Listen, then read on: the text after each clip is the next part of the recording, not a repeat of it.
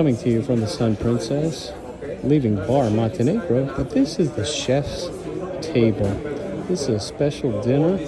It's normally $150 a person, and it includes a trip through the gallery, and we're all wearing white, like surgeon jackets.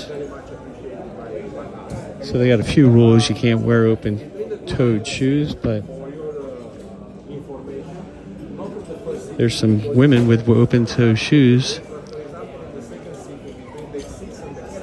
There's my buddy Mark right here. Okay, we're getting ready to go like Pied Pipers here into the gallery.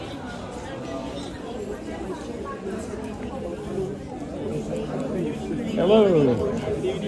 I did this one other time before on the Enchanted Princess, I believe. And here we go into the gallery. And then we'll set it down.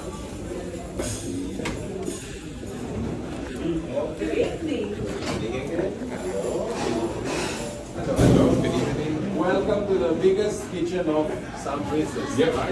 Okay.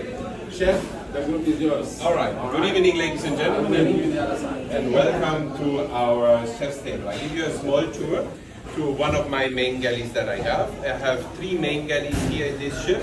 350 cooks working for me in 30 different outlets all over the ship. I have one main production galley down in deck 4, what works 24/7 in the operation to producing all the food in 30 other outlets, eatery, and also full main galley, bigger items that need to be longer cooked. Right? This is down in deck 4. Everything else is shortly cooking here, fish or meat items that is seared, like medallions or anything like that. That is other minute cooking for the operation. Here we are having one restaurant, of course, where we have it all together. We are almost 2,500 guests that we can serve in one time, right? It's a lot. In the moment we have 4,763 guests on board. It's already a lot of guests to feed, but beside that one we have 1,600 crew members also to feed, right? So in this way we're serving around about 30,000 meals on a daily basis, where we are producing this in different outlets. The crew, mostly people asking if the crew eat the same food as the guests. No, of course not, right? We have separated video circle for them because we have 90% of Asians there, and they're eating totally different than we eat. We have South African, we have Asia, we have in East Europe, Latin America, so all these are eating different dishes that we're having over the day. For this, we're having a crew mess down in deck 5, where we're serving the food, and this is almost the same size than the eatery for the crew, right? So in this way, we're having eateries. But let us go ahead and I explain you a little bit more. Okay, here comes an announcement, but here is the gallery. We're walking through it. Here's my waiter, Mark, right here. Watch this. Give him a little face pump. Hey!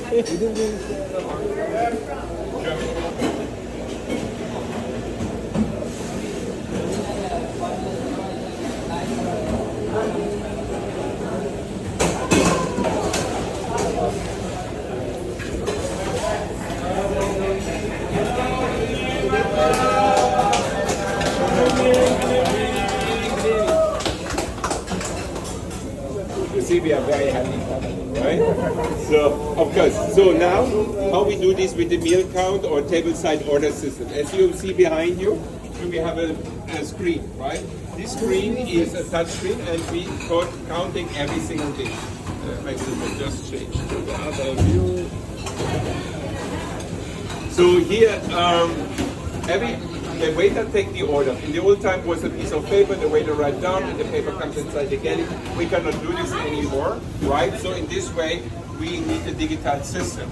So the waiter is having now this digital device and putting the order inside. This comes to the galley, and as we see every single table, we will see which size of the table it is and what the order is. So I can see what I order, example, medium rare, medium well, etc. So 62 already in orders and 10 already fired. So I know already what will be fired. And then just see the special order. That means any of the original dishes changed. No sauce, lactose intolerance, gluten-free, etc. All these are special orders and it comes separated on this unit. Then we have the availability. This is not what the cook see. The cook see this one. Because here he can then divide in what is actually important for him, right? So we see that is already 11 and orders, special is 0, and nothing is fired, right? So order is 21, 17 already fired, so we know that there you see this on their monitors here. They have everywhere monitors, and they will see that on the monitor, and when it's fired, they're starting to produce. And then the waiter come and pick it up and then go. So that's the way of doing it. So in the time of the end of service, we can, number one, we have a properly meal count to understand to best account. We're not overproducing because we can, to the end of service, we know exactly before closing time what we need to produce, and we close it by 0 hours, right? So that is also part of the control about not to producing any overproduction of food. Because my department didn't make money. I only spend money. Right? So any other bars and so they need to make revenue. Me, I don't make revenue. I make only spending. Right? So in this way, it's nice. No, it's right the moment. No? Yeah. All right, let's go ahead. Nice seeing you. That's the Yorkshire pudding right there. Pudding rolls. There's roasted chicken. We'll go through here. Hot, right? In days when outside is 41 degrees, actually it was cooler here inside than of course, we're following American public health standard or hygienic standard of the CDC, and everything that you see around the ship is under time or temperature control system. After if something in time control system, after 4 hours, we need to throw it away and we are not allowed to use it again or in any other location. So also this one is this, if you see in the Italy example, end of breakfast operation, there is a line getting empty, right? Not totally empty, but we're controlling that we're not producing too much plastic. But there's everywhere, right? So here as well. And we have here in this restaurant is a middle bar, we call it, because the way from the galley to the last station that we have is 130 meters. And if the waiter have to run this too often, he's already tired on the end of the service, right? So in this way here we have a middle bar, and we provided the drinks over there to speed up the drink service.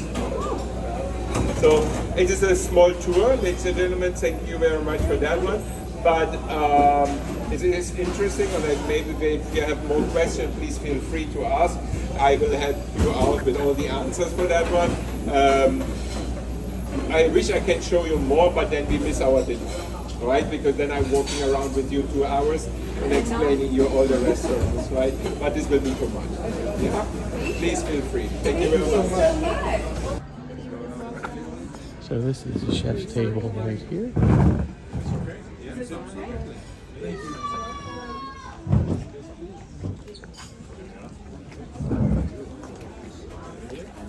Second fermentation of the wine is done inside the bottle itself. So due to that, you got this tiny, persistent, beautiful bubbles, and the complexity for that one they did a 3-year lease, stays on the lease after the. All right, we're ready. There we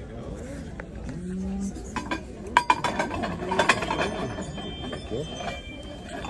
All right.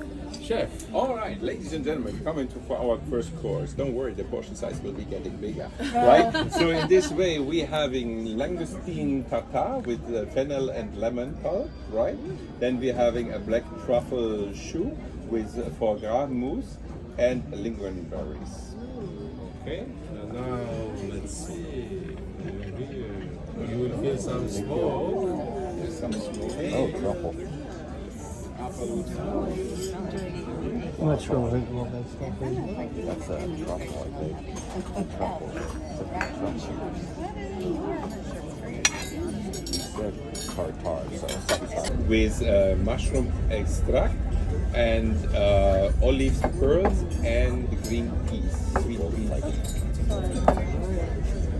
it's gold flake. you ever had any really unusual?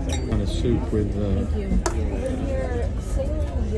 When you're sailing Europe, are you Are you still? We have both. We have container delivery, right? So some products they are not in Europe available, but in US that can fly over.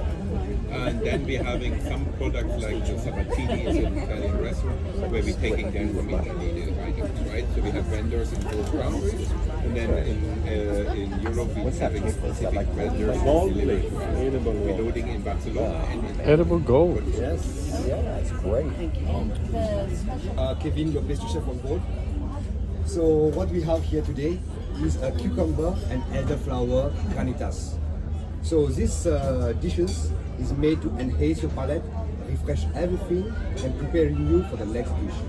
So this carnitas, like I just mentioned, has been served on artichoke, fresh artichoke, and next to it, just to add some magic, it's a black pearl tapioca, just for the black pop sound. So enjoy and see you very soon. Thank you. Black pearl blueberry tapioca. Blackberry Blueberry caviar. pearl tapioca and something with the artichoke. Let's see what we got here. Let's give it a whirl. Oh wow, that's fun. That's really good. Oh wow. Little capsules of goodness. Yeah, yeah, it is. These are really nice. That's cold, like I don't know what exactly it is, but it's like a cold sherbet and a little blackberry.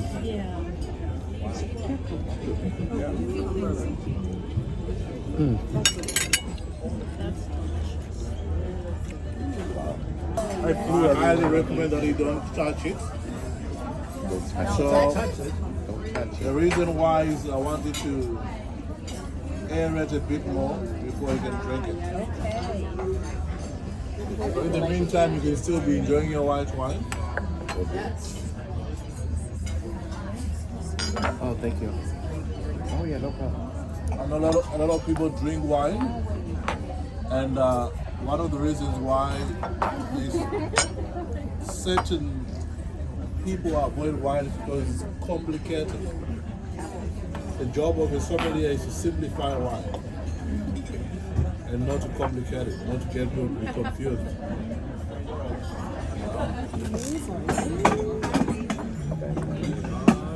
Wow, this is special. Be careful, it's very hot.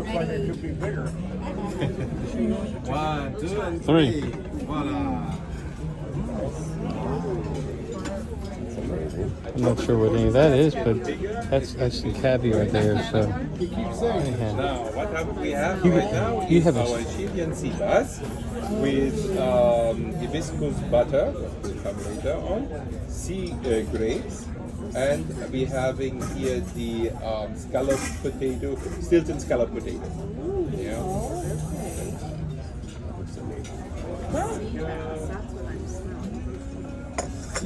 Yeah, that has a definite fish Crustaceous smell, that's for sure. sea grapes. Okay. Sea grapes.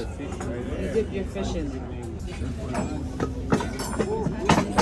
Okay, we're going to have another course here. On my count of three, you will take the wash. 1, 2, and 3.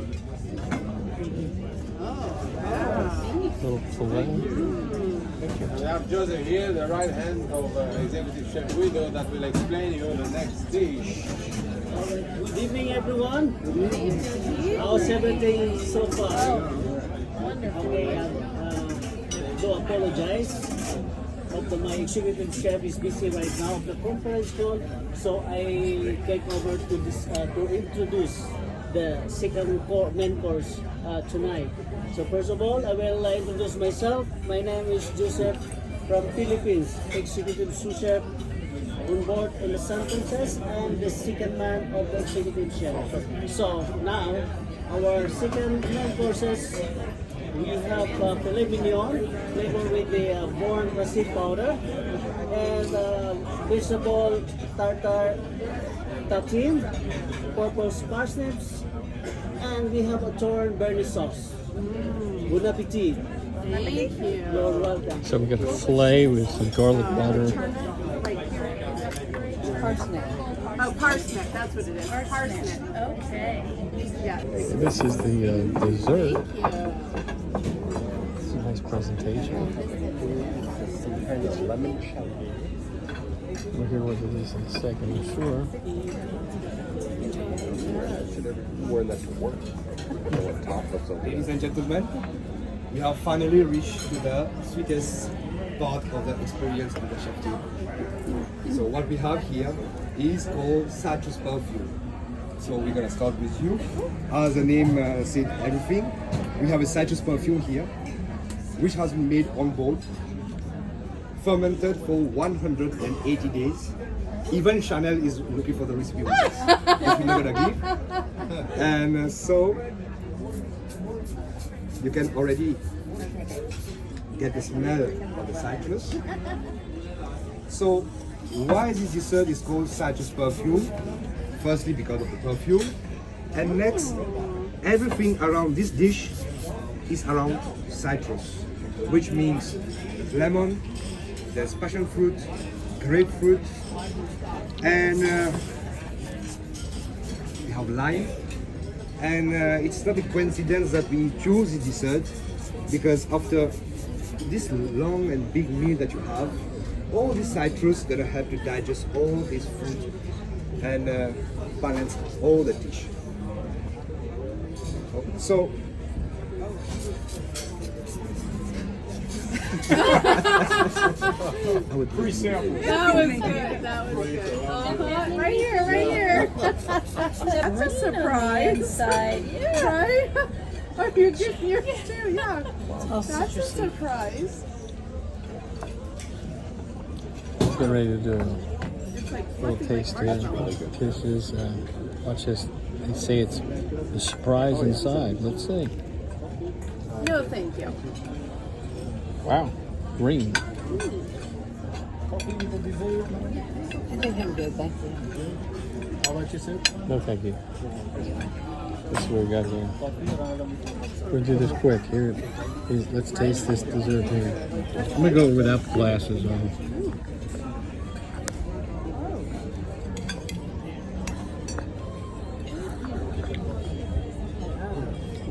Wow. That could be about the best dessert I've had. Try that again. Another one of those.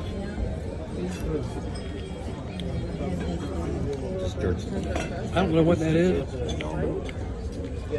It's like marshmallow foam with some kind of really fancy jelly or with nuts and stuff.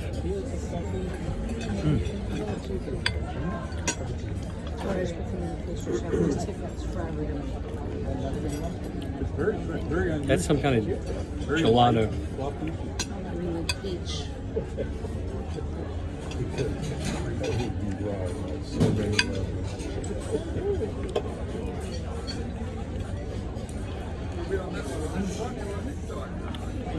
So I think we're at the end of the chef's table dinner. So till then, subscribe to my channel.